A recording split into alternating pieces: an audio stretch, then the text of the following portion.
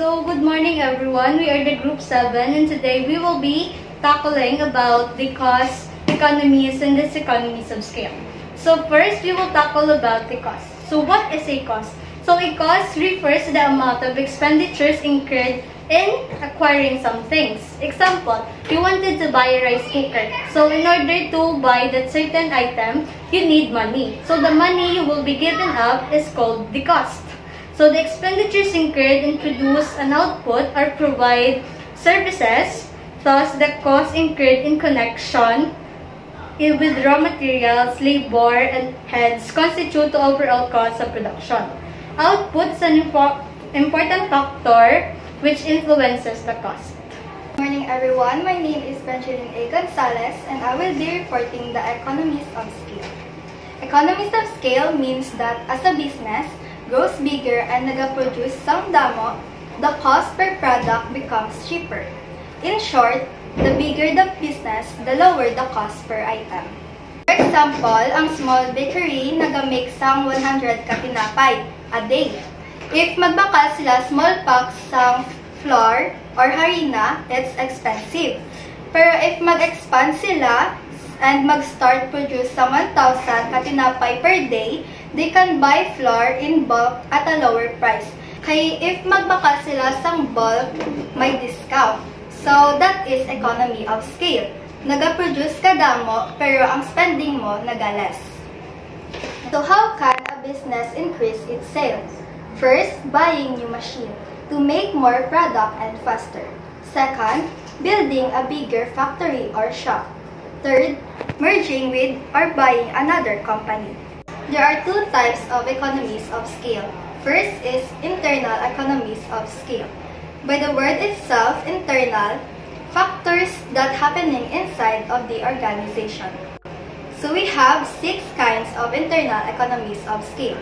First is technical economies, using larger and more advanced machine to increase production. For example, a car company buying automated robots to make cars faster. Next is purchasing economies, buying in bulk to get discounts. For example, a grocery store chain buying products directly from farmers at a lower price.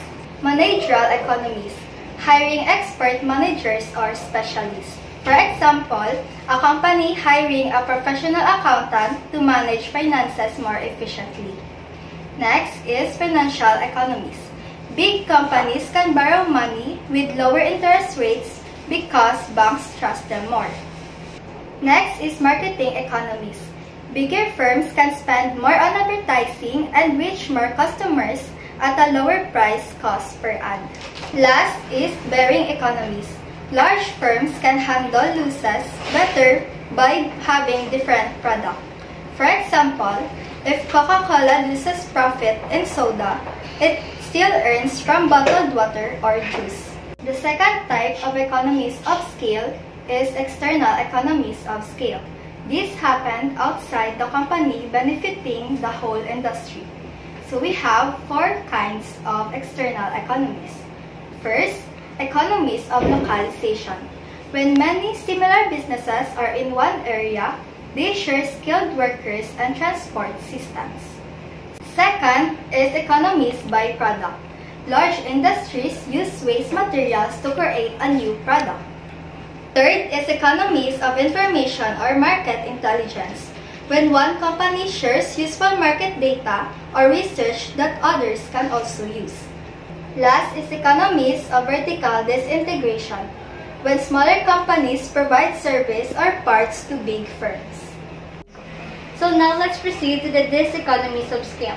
So diseconomies of scale are costs or losses that happen when a company grows too big or produce too much. This can lead to things like hiring workers who aren't skilled enough and using old or inefficient way of making things.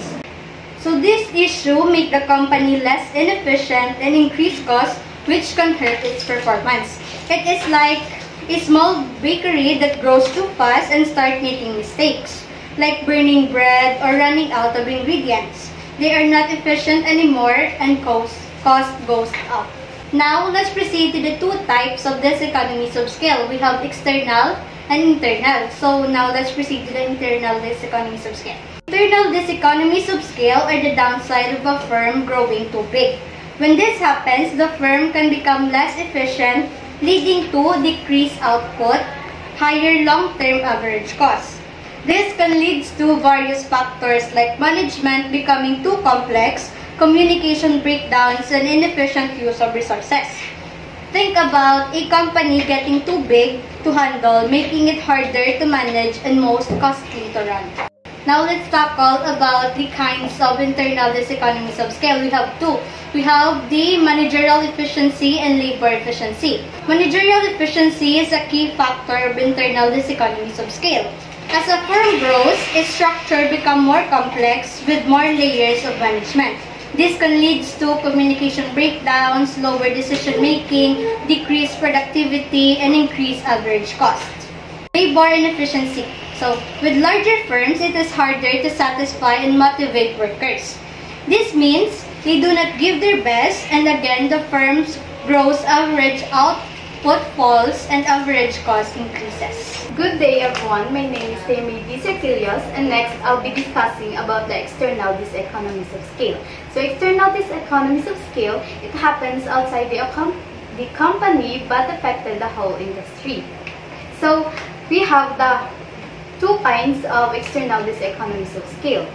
So first is the change of policies. So for example, the Philippine government restricts building factories in residential areas, so a business must pay more to build elsewhere. So next is the disadvantage of localization of industry may appear. So for example, in Metro Manila, heavy traffic and high rent make deliveries slower and more expensive for all companies. So next is the differences between the economies of scale and the diseconomies of scale. So first, in terms of definition, so the economies of scale, it is the cost advantage gained by producing more and at the same time gap less on cost per unit. While diseconomies of scale is the opposite of it, na it is the cost disadvantage where business expand and the cost increases. And next is the cost per unit. So for the economies of scale, it decreases as production increases, while this economies of scale, it increases as production also increases. And next is their efficiency. So the economies of scale has lower production cost and greater efficiency, while this economies of scale has higher production cost and reduced efficiency. So the primary causes of economies of scale involves the bulk purchasing, specialization, division of labor, and spreading fixed costs. While the diseconomies of scale, its primary causes are poor communication, coordination issues, bureaucracy, and lack of motivation. So in conclusion, understanding cost, economies, and diseconomies of scale help businesses manage growth effectively. Economies of scale lower production costs as firms expand and operate more efficiently. However, when expansion goes beyond the optimal level, diseconomies of scale occur, causing higher costs and inefficiencies. Internal factors like poor communication and motivation, and external factors like government policies can lead to these problems. Balancing growth and efficiency is essential for achieving long-term success. By maintaining the right scale, firms can reduce costs and gain a competitive advantage.